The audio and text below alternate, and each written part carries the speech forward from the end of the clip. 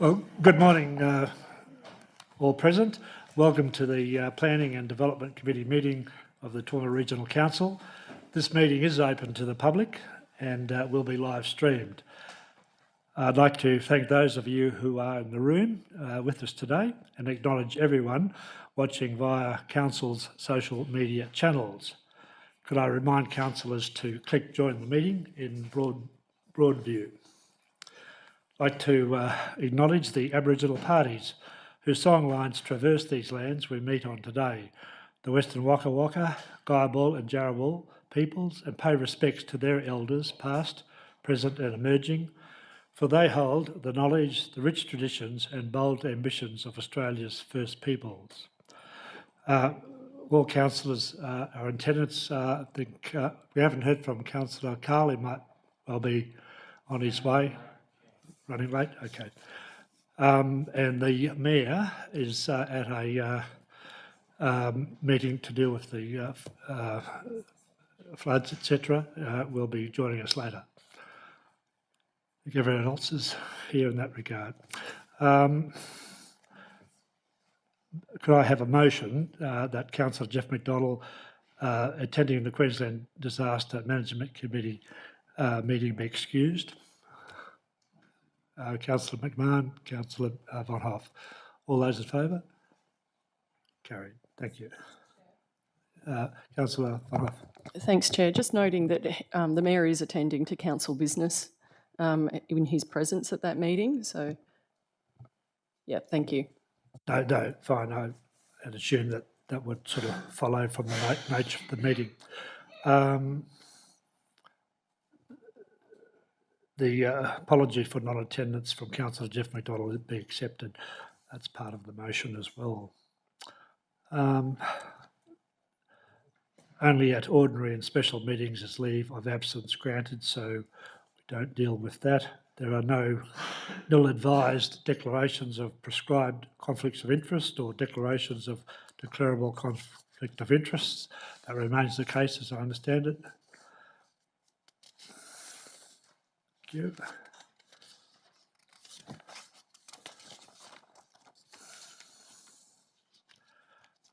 The only item on the agenda for this committee meeting is the Regional Development Statistics Report.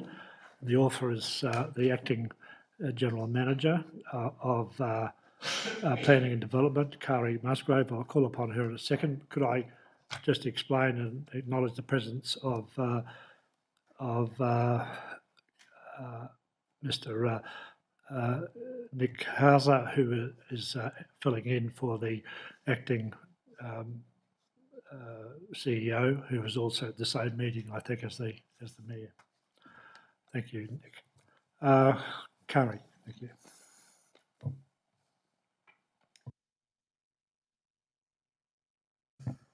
Thank you, Mr. Chair, and good morning, councillors. I will take this report as read, but just wanted to highlight a couple of the key matters that have been included in the report. We have slightly updated the way we present this information, so it's hopefully a little clearer to everyone who's reading it. This is for the month of January, which traditionally is a month where we do see a drop in activity from our key stakeholders and industry. So whilst there are some numbers that are lower than compared to the previous month, it's nothing to be alarmed. It's part of the cyclic nature of the industry, and I would be happy to take any questions that you might have. Councillors, any questions? Councillor McMahon.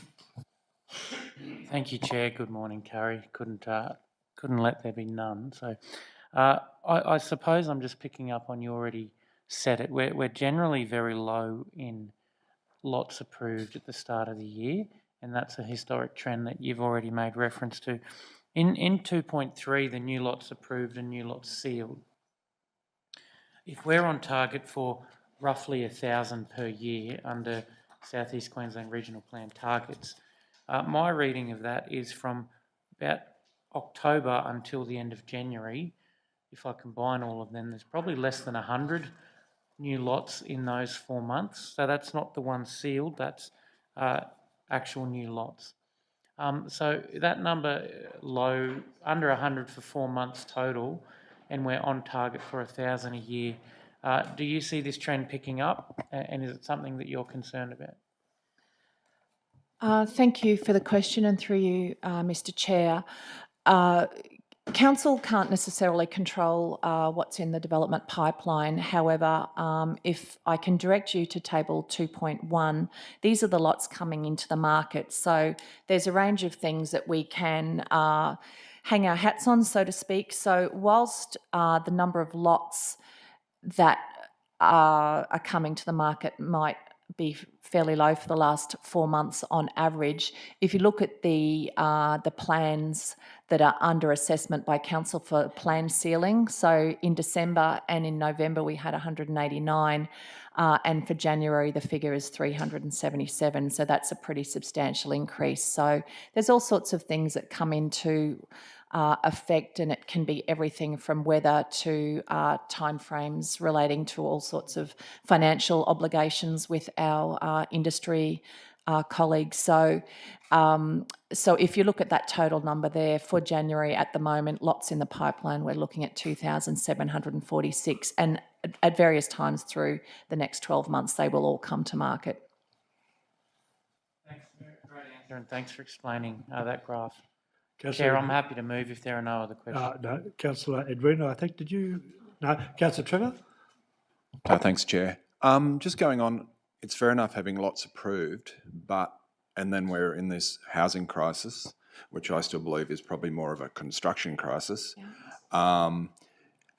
Do we have any figures on what actual dwellings have been built so people can actually put a roof over their heads, or does this not get into that actual factual? The data that I can present to you is the building approvals. So let me just find what section of the report that is. So section 5, we've got a building approval dashboard.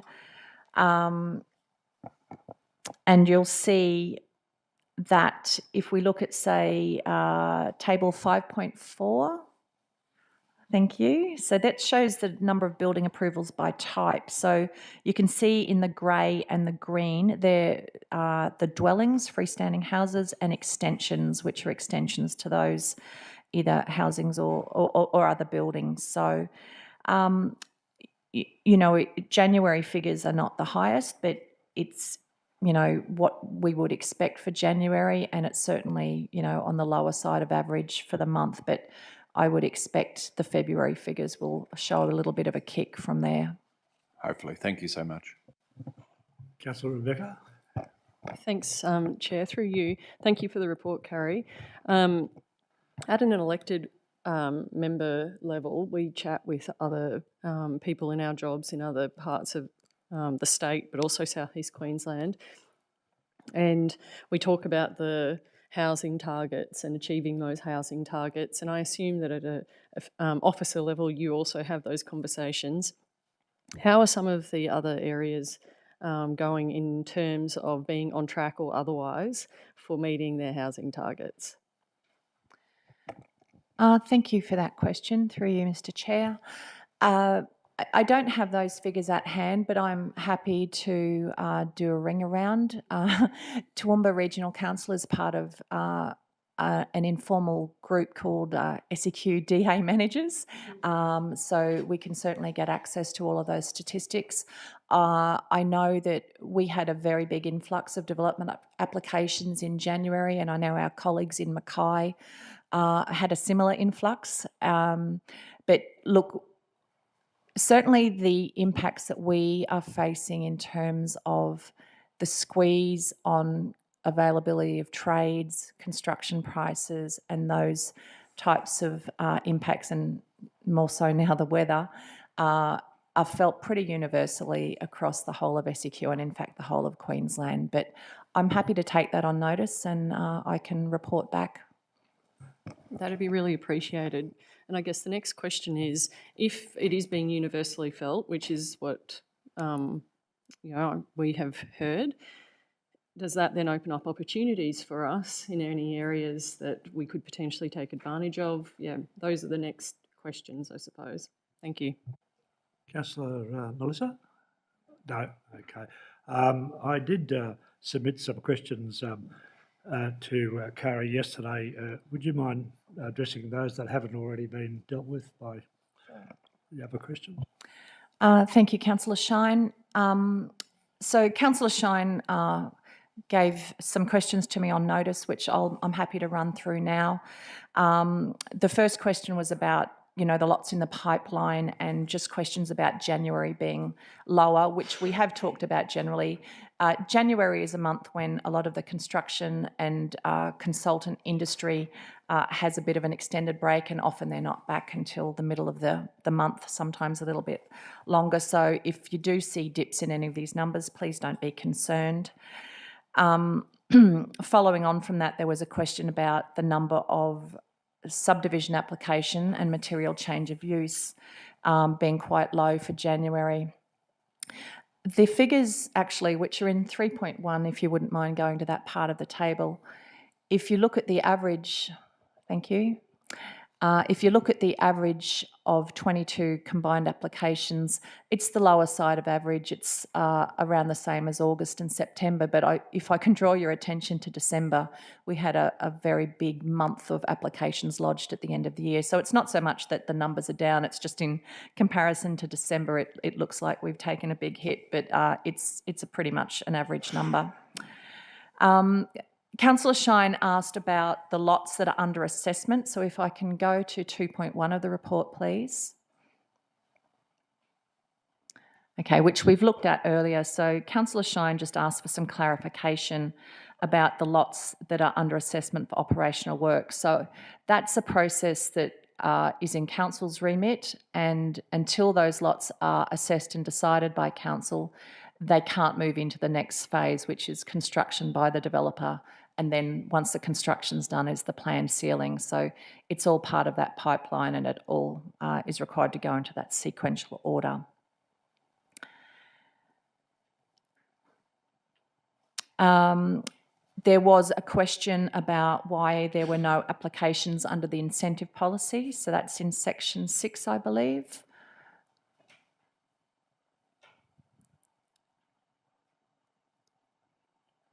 There we go. This is relatively unusual. Normally there's 1 or 2 applications against one of those incentive policies. There are none. I don't know why. I suspect it's more a time of year thing than that any other reason. So I can't help you there. And then there was a question relating to 7.3 about state facilitated developments. Council are no doubt aware that we have a state facilitated development approval for Station Street. We're actually the first one in the state of Queensland to receive this honour. Councillor Shine's question was about the financial implications, which I'm assuming, Councillor Shine, you're really talking about the payment of infrastructure charges. Yes. So we will be able to charge infrastructure or seek infrastructure charges on this application. If it was for a school or a hospital, we would not have that opportunity, but because it's for housing, we do have the opportunity to seek infrastructure charges. So as far as will there be a negative financial impact for council as a result of this, generally speaking, the answer would be no. Okay. Thank you. Might just encourage other councillors to give notice where they can to the presenters. It usually results in a more informed and better answer in my experience. Thank you, Kari, for that. The motion is that the report of the Acting General Manager Planning and Development Group on the regional development statistics for January 2025 be noted by Council. Can I ask somebody to move that? Councillor Trevor, seconded. Councillor Duina, all those in favour? Carried. I omitted to mention at the start that we have a very happy occasion today, more happier than usual, in that we have in our presence somebody whose celebrating today their 15th birthday happens to be our work experience student, Jack Evans, who's here. Happy birthday, Jack, and I'm sure it will be it'll be an unforgettable birthday. Anyway, all the very best. That concludes the meeting. Could I just remind councillors to click the leave meeting in forward. Thank you.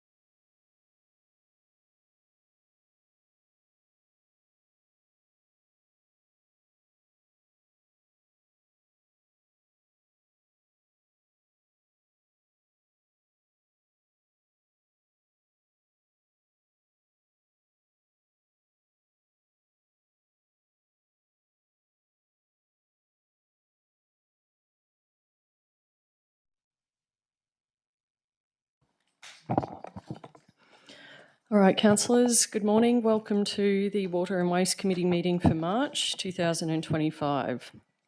This meeting is open to the public and will also be live streamed.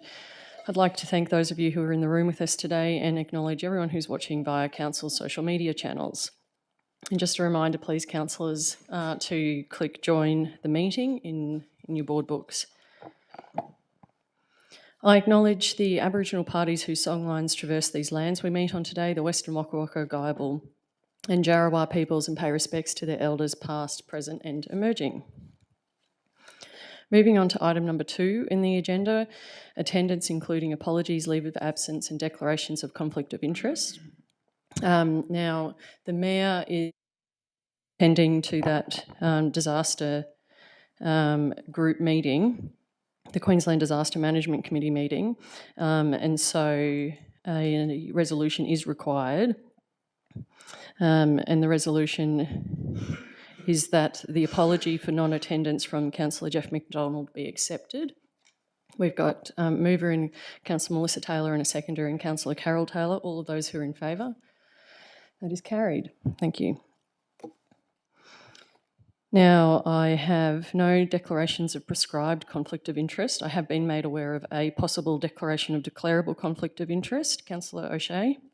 Yeah, thank you, Madam Chair. Apologies, Deanne and Acting CEO. Just in regards to this report, the mapping that shows there, it clearly would take in my property. However, with this being, just ordinary business of council, I would make the assumption that I do not have a conflict. However, I thought I would use the opportunity, obviously, just to raise it because it's pretty clear on the map.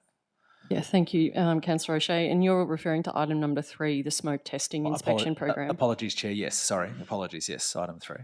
Okay, thank you. We've had these in the past, so the position put forward by Councillor O'Shea is that it's ordinary business. Does anyone have any questions for Councillor O'Shea? No. Councillor O'Taylor? No, sorry, Madam Chair. I like to move that Councillor O'Shea has nothing more or less to gain or lose than any other councillor. It is council business. Thank you. Thank you, Councillor Taylor, that it's ordinary council business. Do I have a seconder for that motion? Councillor Farquhar, all of those who are in favour? That is carried. Any other declarable conflicts of interest that anybody wants to raise? No? Okay. Thank you.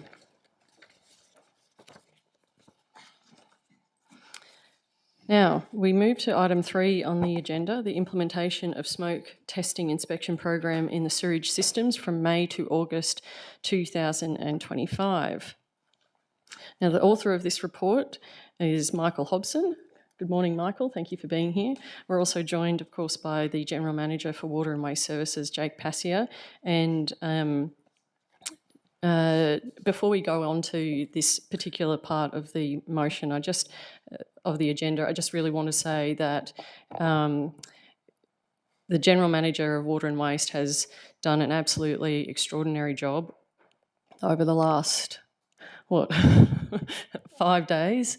And a lot of what has been done has not been seen by people, and that is one of the things that we know about water and waste. Just because effects aren't felt doesn't mean that work hasn't been done in the background. So all councillors, I'm sure, are just most appreciative to you and the team, Jake, for all of the work that's been done. So we have Michael and Jake, and we also have Mr. Nick Hauser, who is here instead of the acting CEO, who is also joining the Mayor at that Queensland Disaster Management Committee meeting and will be joining us shortly. So, item number 3, Michael, over to you, please. I'm presenting the implementation of smoke testing program. I would like to take the report as read, and I'm happy to take any questions. Okay, thanks. Thank you very much for that, Michael. Any questions, councillors? Councillor Shine. No, thanks, Chair. In conformity with the immediately prior chairman's suggestion, I've submitted 2 questions to Michael. One is with respect to smoke testing. I note there is a selected program. How is the selection made? Thank you, Councillor. The inspection program is set up via three principles. We use past history of overflows due to wet weather to help select areas. We also utilise the planning details about where new subdivisions have been completely developed, and we also do a development of a 5-year program to identify issues in older areas before they become too problematic. Thank you, Michael. Anything further, Councillor Shine? I have, on a different point. Can you provide findings of, say, the last operation of the previous 3 months, indicating what or how many issues, and I've got the word beers in, but I think that's by mistake there, but how many issues were discovered and how addressed? Thanks. Thank you, Councillor Schreiner. Michael will probably do the first part of the section and I'll handle the addressed part. So I'll hand over to Michael and he can give you an indication on last year's program, which smoke tested approximately 40 kilometres of pipe. So in the 2024 program, we identified 28 defects in private property. Of these, we had 20 defects were broken sewer connections and inspection openings. A further 8 were sewer connections that had been removed and replaced with stormwater grates, and 18 of these were from new subdivision areas.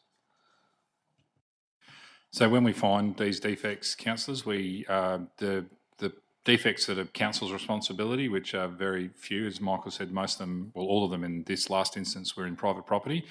They're passed on to our great team in development assessment engineering, so in the dig team, of which plumbing and drainage is a strong component of that, and they go out, they'll send a letter to the resident identifying that they've either incorrectly swapped out their stormwater, their sewer cover for a stormwater drain to drain their backyard to, or if there's been an illegal connection or something along those lines. And these things do happen, councillors, especially in new subdivisions. As Michael sort of indicated, we do tend to target the newer subdivisions, and that's because, as you can imagine, putting houses up in the current building environment, people are moving very quickly, and PVC pipes are all white. So it's often, although it's not deliberate, there are opportunities where mistakes can be made, and we look to try and identify these as soon as possible. And generally, if we do them quite quickly, residents will be able to engage back with their builders to see those things rectified as part of their essentially warranty period for their new homes. Otherwise, if not, they can engage a private plumber who come out and rectify those issues. Now, if they don't engage that private plumber within a certain period of time, our development services team will follow up with notices and improvement notices and those sort of bits and pieces. As of this morning, we checked all of those defects are identified last year have since been rectified by the property owners. So we do see genuinely good response from the community when we do identify those issues. So follow up on that. I take it because of the prevalence of these defects arising in new subdivisions, is that part of your, Michael might have covered it, I can't remember, but is that therefore part of the selection process to prioritise new subdivisions? Yes, Councillor Shine, as Michael indicated, that with those three sort of provisions, one of them is definitely trying to get to new subdivisions as soon as our development assessment team has notified us. And we do generally try and wait until the subdivision is mostly complete. We don't tend to go out there when there's only a couple of houses in a multi-lot subdivision. We'll try and wait until they're at least greater than 90% filled and complete. So we get the best, I guess, bang for buck as such in that respect. Thanks, Councillor. Thank you, folks. Any other questions on item 3? Nope. If not, there is a motion there before us, or a recommendation before us. It's in 3 parts. That Council, 1, approve the selective inspection program in accordance with Section 134 of the Local Government Act 2009, and that it be undertaken, that Council approve, 1, a selective inspection program in accordance with Section 134 of the Local Government Act 2009. Still doesn't read right, but anyway, be undertaken under which authorised persons may enter residential properties for the purpose of inspecting house sewer drains for faults, damage, and to find illegal connections to sewers.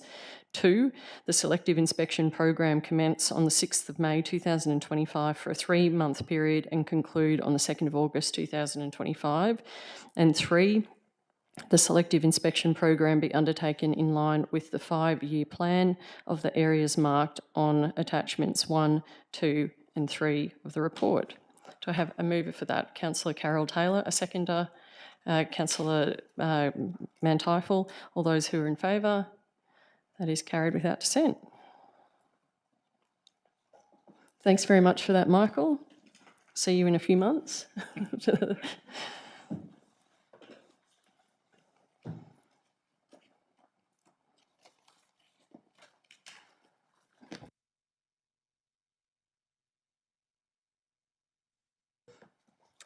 Okay, we move on to item number 4 of the agenda.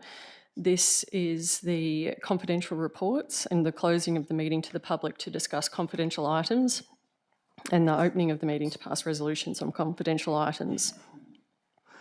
So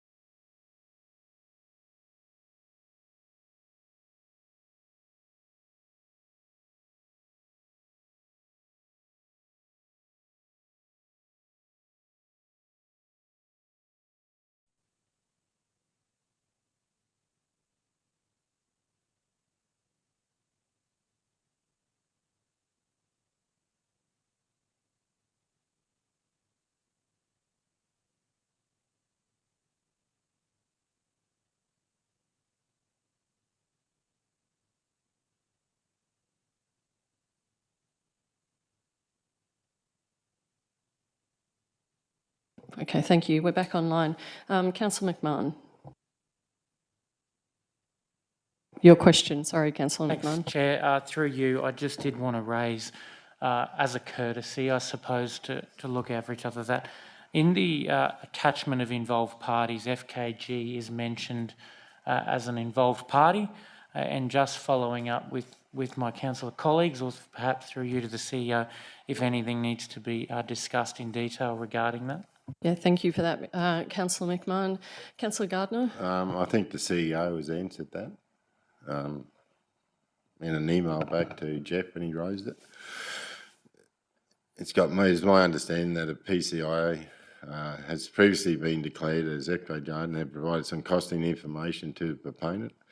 That involvement is not continued, is not current. Further, the project's probity advisor cleared the PCIO, and Gary subsequently has stayed in the chamber. Please see attached.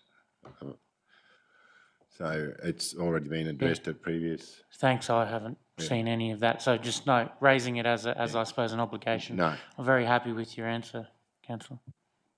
Thank you, Councillor Gardner. Thank you for that, Councillor McMahon. Any further questions from any councillors?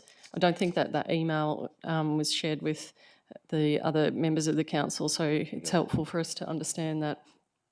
And Peter isn't online at the moment, I don't believe, so because he's running off a generator in southeast Queensland. Councillor Carl. Yeah, Madam Chair, could we actually have that email shared with us? Because I, in fact, was going to raise the same topic. And I just wonder, without seeing the information,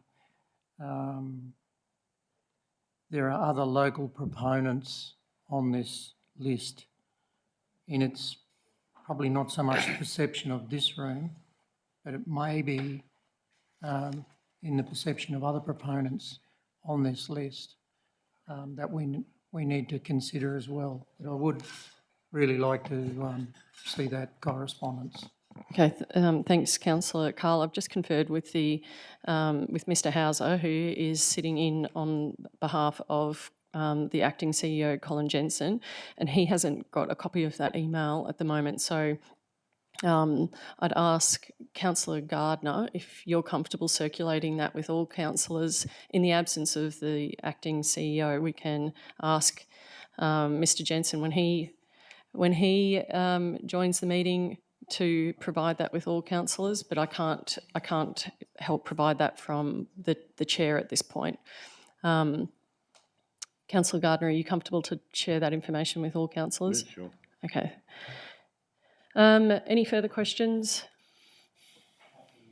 Okay, so thanks. We've got Councillor Shine. Questions in relation to the report.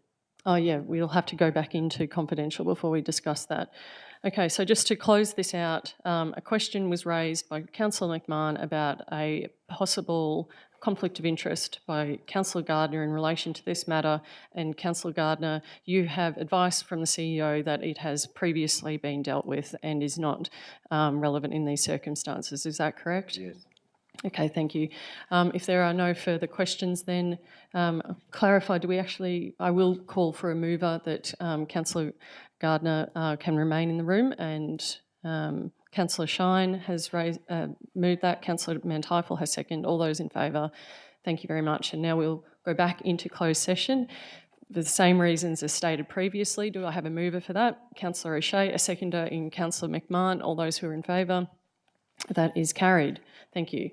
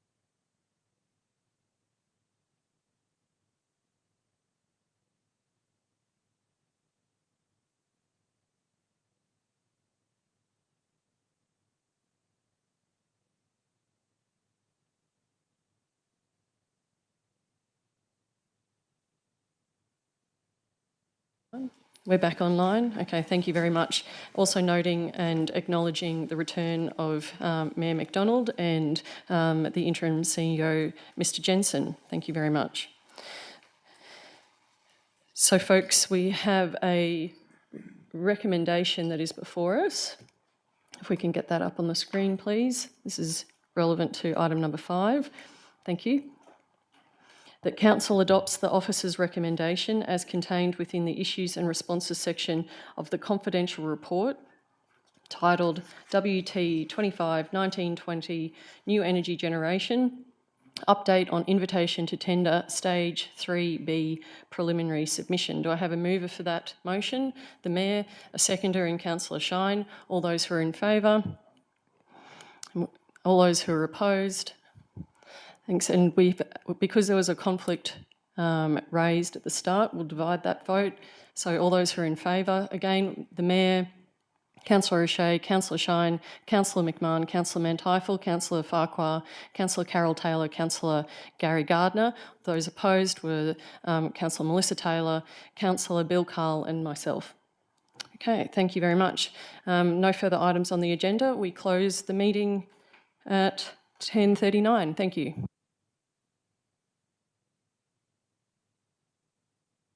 Yeah, let's break for some morning tea, folks. So 10 minutes.